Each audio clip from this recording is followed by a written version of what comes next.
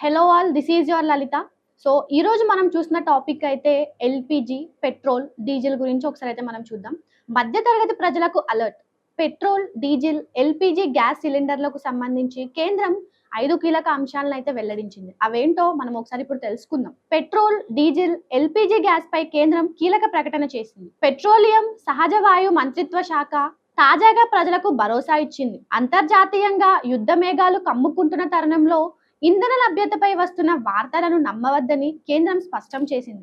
సాధారణ ప్రజల అవసరాల కోసం ప్రభుత్వం అన్ని ముందస్తు చర్యలు చేపట్టిందని, పెట్రోలియం ఉత్పత్తుల కొరత లేదని అధికారికంగా వెల్లడించింది. ప్రజలు, వాహనదారులు పెట్రోల్, డీజిల్ కోసం క్యూ కట్టడం లేదా గ్యాస్ సిలిండర్లను ముందే బుక్ చేసుకోవడం వంటి పనులు చేయవద్దని మంత్రిత్వ శాఖ సూచించింది. దేశంలో అన్ని రిఫైనరీలు పూర్తి సామర్థ్యంతో పనిచేస్తున్నాయని, సరిపడా ముడి చమురు నిల్వలు అందుబాటులో ఉన్నాయని తెలిపింది. సామాన్యులకు ఊరటనిచ్చేలా 5 కిలోల చిన్న గ్యాస్ సిలిండర్లను సులభంగా పొందే వీలు కల్పించింది. దీనికి ఎటువంటి అడ్రస్ ప్రూఫ్ లేకుండా, అంటే ఆధార్ కార్డ్ ప్రూఫ్స్ కానీ ఇలాంటివి ఏమీ లేకుండా కేవలం ఒక గుర్తింపు కార్డు చూపిస్తే చాలు దగ్గరలోని గ్యాస్ ఏజెన్సీల వద్ద ఈ సిలిండర్లను కొనుగోలు చేయవచ్చు. గత నెల 23 నుండి ఇప్పటి వరకు సుమారు 5,70,005 కిలోల సిలిండర్లు అమ్ముడుపడ్డాయి. దీనికి 5,70,005 కిలోల సిలిండర్లు అమ్ముడయ్యాయని గణాంకాలు చెబుతున్నాయి. ఆన్లైన్ ద్వారా గ్యాస్ బుకింగ్ ప్రక్రియ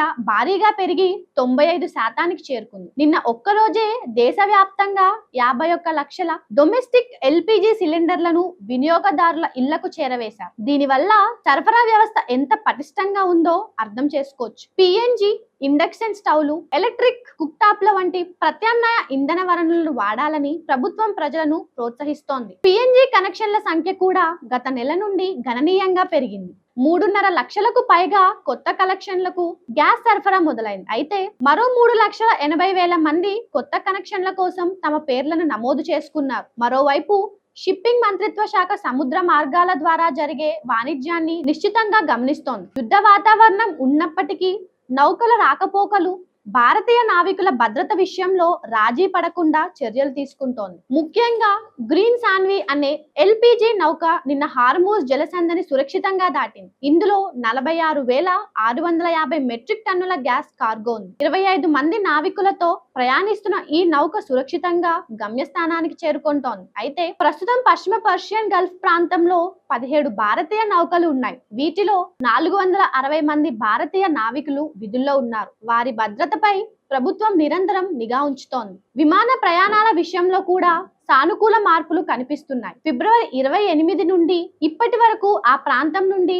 6,75,000 మంది ప్రయాణికులు సురక్షితంగా భారత్ కు చేరుకున్నారు. విమాన సర్వీసులు క్రమంగా మెరుగుపడుతున్నాయని అధికారులు తెలిపారు. అబుదాబిలో జరిగిన నిన్న దాడిలో 5 భారతీయులు గాయపడినట్లు మంత్రిత్వ శాఖ స్వీకరించింది. వీరిలో 4 ఇప్పటికే కోలుకొని డిశ్చార్జ్ అయ్యారు. మరొకరు చికిత్స పొందుతున్నారు. విదేశాల్లో ఉన్న భారతీయులకు అవసరమైన అన్ని సహాయ సహకారాలను అందించడానికి భారత మిషన్లు సిద్ధంగా ఉన్నాయి. స్థానిక అధికారులతో సమన్వయం చేసుకుంటూ క్షతగాత్రులకు మెరుగైన వైద్యం అందేలా చూస్తున్నారు. యుద్ధం వల్ల సరఫరా గొలుసు దెబ్బతినకుండా ప్రభుత్వం దౌత్యపరమైన చర్యలు కూడా చేపట్టింది. దేశీయంగా నిత్యావసర ఇంధన సరుకులకు డోకా లేదని భరోసా కల్పిస్తోంది. ప్రజలు భయాందోళనలకు లోను కాకుండా సంయమనం పాటించాలని కోరింది. ఇంధన భద్రత విషయంలో భారత్ పటిష్టమైన స్థితిలో ఉంది.